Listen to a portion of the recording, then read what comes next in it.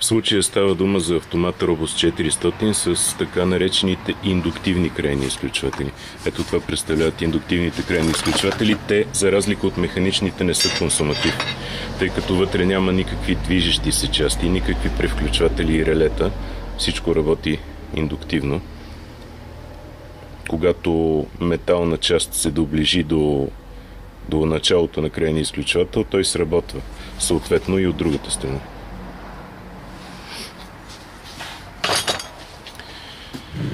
Така, тези мотори са най-бързите автомати за плъзгащи врати, предлагани на пазара. Успяват да движат вратата с скорост до 34 см в секунда. Пак казвам, това е единственият такъв автомат на пазара въобще.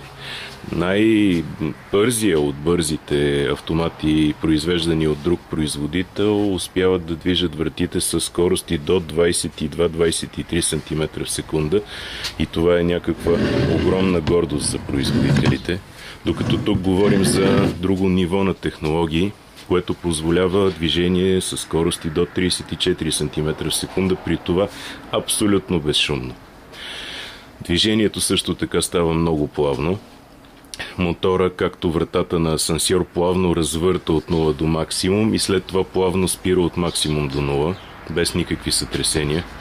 Нещо, за което общо взето могат да си мечтаят повечето производители. Така, двигателите могат да работят на вграден UPS, когато няма електрозахранване.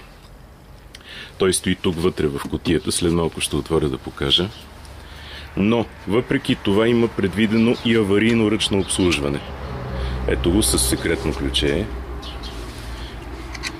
Патрона се скрива зад тази капачка, за да не се пълни с боклуци и да не кородира. И е много лесен и приятен за обслужване. Момент да видим, можем ли да извадим ключетата без да късаме нищо. Не, за съжаление трябва да го срежа.